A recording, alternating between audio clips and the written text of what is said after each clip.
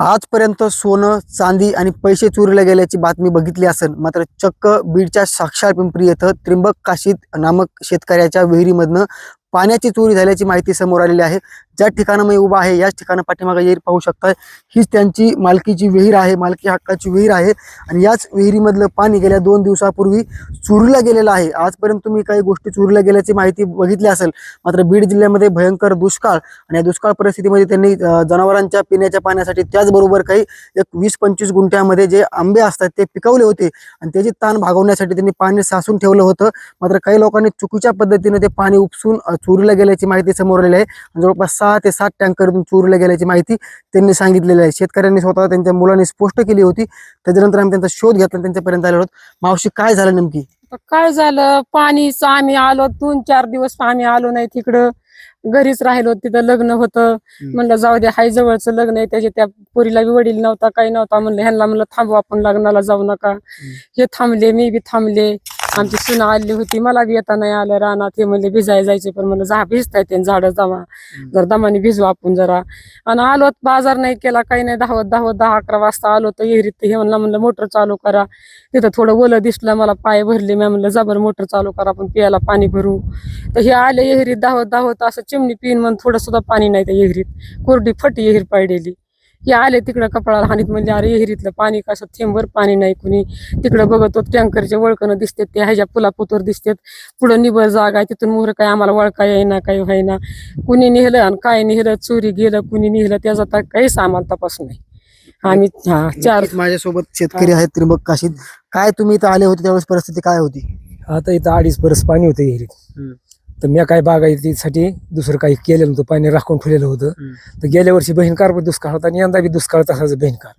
तर पाणी ठेवलेलं होतं, तर 2.5 बरस झाडासाठी ह्यासाठी मी 2-3 दिवस काही इकडे आलो नाही। लग्न कार्याने दुखत होतं जरा, माझे पाय हातपाय, मग 2-4 दिवस आलो नव्हतं। झाड भिजायच्या टायमाला म्हणलं चला आता पाणी आपण झाडं भिजू। तर झाडाला आलो तर सारं पाणी उपसून नेलं, पाणी आपण काही ठेवलेलं नाही, चोरीला गेलं पाणी? चोरी गेलं पाणी सारं, काही नाही कुठं काय। आता काय मागणी तुमची नेमकी? आता काय, आता पाणी नाही, काही झाडाला पाणी नाही, काही नाही। आता या संदर्भात तुम्ही तक्रार वगैरे काही? तक्रार वगैरे काय आता काय केलेलं, कुणी मागितलेलं पाणी नुसतं दिलं नाही, काही नाही। आम्हाला कुणी मागितलं नव्हतं पाणी, काही नव्हतं, कुणाशी आमचा काही संशय नाही, कुणाशी कपट नाही, कुणी आम्हाला बी काही वाईट नाही कुणी। पण आता हे नेलं, पण हे दुसरं लांबचं कुणी येते का? कुणाला तरी माहिती असेल ना कुणी, ते कसं दिलं असतं पाणी, मात्र दिलं असतं आम्हाला। जर एखादं टँकर मागितलं असतं ना खुशीने, तर आम्ही खुशीने दिलं असतं, एखाद्याला लग्नाला दिलं असतं, एखाद्या झाडाला दिलं असतं, आम्हाला थोडं ठुलं असतं। पण त्यात थोडं सुद्धा पाणी नाही ठुलं, कोरडं फट सारं पाण्याचं हे केलंय। काय करावं आम्हाला सोडच काही कळा। आता बैल 2 ते बैलासाठी पाणी ठुलतं, घरी पाणी न्यावं लागायचं, विहिरीतून इथून पण ह्यानी ड्रमाने साठवून पाणी न्यायचो। एक ड्रम वर ठेवलेलं होतं, ते ड्रम भरायचो, बैलला पाजायचो, सावलीला सोडायचो। रिकामं पाणी सोडून दिलं, नांगरटीत पाणी गेलो, नाश करून टाकलं, असं विहिरीत पाणी अजिबात ठेवलं नाही। आणि मोटराचं लोक तोडलं, मोटर बंद। आजपर्यंत तुम्ही सोनं चोरीला गेल्याची बातमी पाहिली असेल, मी सुरुवातीला सांगितलं, चांदी गेली असेल किंवा पैसे चोरीला गेले असतील, मात्र चक्क बीडच्या साक्षार पिंपरी येथील त्र्यंबक काशीद नामक शेतकऱ्याच्या विहिरीमधनं काही जाणीवपूर्वक लोकांनी 5 ते 6 टँकर पाणी जे आहे ते चोरीला गेले। त्याचबरोबर तेवढं पाणी नेऊन थांबले नाही, तर काही पाणी देखील त्यांनी वायाला घातले, त्यांनी धक्कादायक प्रकार सांगितलेला आहे। गेल्या 2 महिन्यापासून आम्ही ते 2.5 जे फूट म्हणजे 2.5 परस जे पाणी होतं ते पाणी साचून ठेवलं होतं एरीमध्ये, आणि तेच पाणी चोरून नेण्याचं काम बघू शकतोय। या मावशी रडत येते कशा पद्धतीने, तुम्ही रडता कशामुळे रडताय नेमकी? आता पाणीच नाही आम्हाला, कशालाच पाणी नाही, घोडभर पाणी नाही, गावात पाणी न्यायला नाही, कसं मावशी मात्र रडून आता भागणार नाही ना?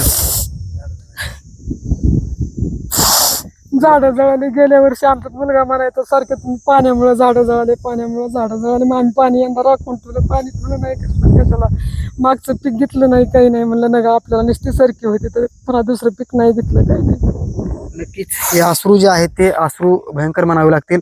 भीषण असा बीड जिल्ह्यामध्ये दुष्काळ पडलाय आणि या दुष्काळामध्ये आपले झाडं जगवावेत, त्याचबरोबर जनावरांना गुरांना पाणी मिळावं आणि त्याच्यामधनं आपल्याला काही आपली उपजीविका भागवावी या हेतूने त्यांनी गेल्या 2 महिन्यामध्ये जे पाणी साठवून ठेवलं होतं विहिरीमध्ये, त्यांनी स्वतःची 6.5 परसाची विहीर आहे, त्याच्यापैकी 2.5 परस पाणी त्यांनी साठवून ठेवलं होतं। मात्र काही चुकीच्या मंडळींनी हे पाणी चोरून नेल्याचा धक्कादायक प्रकार साक्षार पिंपरीमध्ये घडलेला। नक्कीच येणाऱ्या काळामध्ये यांना शोधलं जाते का आणि त्यांच्यावरती काय कार्यवाही होती हे देखील पाहणं महत्त्वाचं असणार आहे। साम टीव्हीसाठी योगेश काशीद, साक्षार पिंपरी, बीड। देश विदेशातील प्रत्येक घडामोडींचे लाईव्ह अपडेट मिळवण्यासाठी आता साम टीव्हीच्या सर्व सोशल मीडिया प्लॅटफॉर्मला लाईक, फॉलो आणि सबस्क्राईब करा. तसंच सर्व नोटिफिकेशनसाठी बेल आयकॉन प्रेस करायला विसरू नका.